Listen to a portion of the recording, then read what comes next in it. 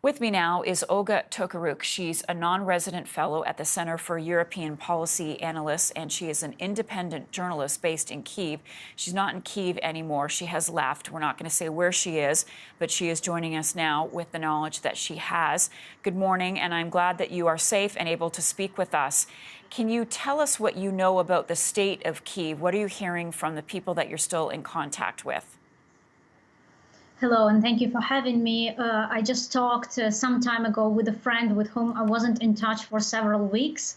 And she called me today finally to say that she was trapped for 12 days in a village in the northern outskirts of Kyiv that is currently under Russian control. They were running out of food, and they were hearing the fighting very close, and the Russian occupiers were going also in that village from door to door, threatening civilians, and some civilians were actually shot.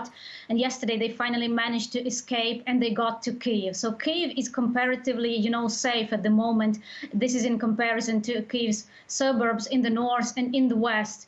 But the most dire situation now is in Mariupol, in the city on the Azov Sea. You just showed the images of the bombing of the hospital there. The city is under siege basically for more than a week. People there don't have electricity, don't have running water. They are melting snow to drink. They don't have food. They don't have medical supplies. And they are under constant bombardment by Russian artillery and by Russian bombs. And Russia does not allow civilians to evacuate from there. While people in the suburbs of Kyiv are still they still have this possibility to get evacuated, although it's also a great risk because Russians are opening fire on civilian cars trying to get out.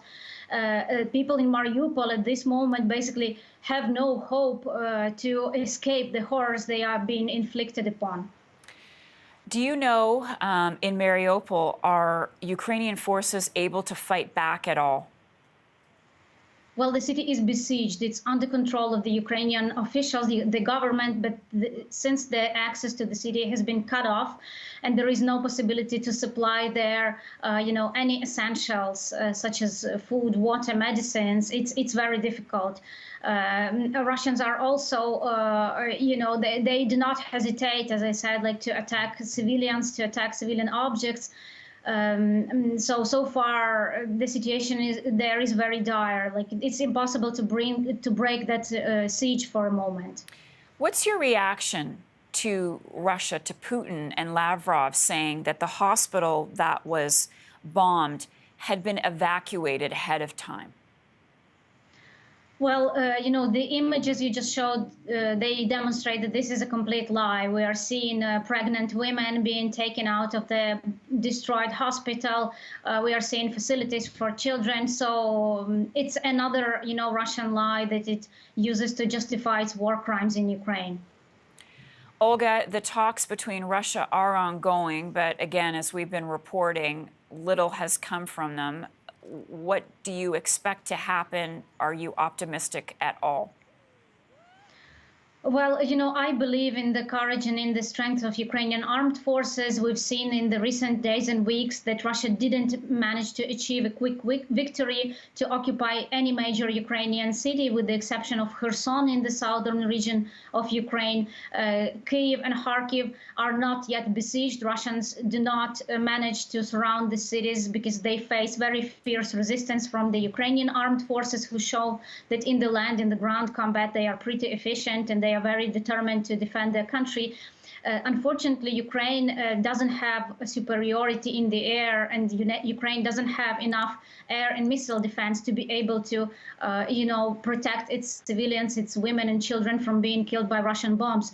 So, of course, the negotiations are welcome, and of course, the diplomatic path should be pursued, but there should be a goodwill on both sides. And unfortunately, today, as Ukrainian Foreign Minister Dmytro Kuleba said, his counterpart from Russia, Sergei Lavrov, indicated that Russia is intent on continuing its aggression against Ukraine until Ukraine surrenders. Ukrainian government, the Ukrainian officials say that Ukraine is not going to capitulate, is not going to surrender. Hopefully,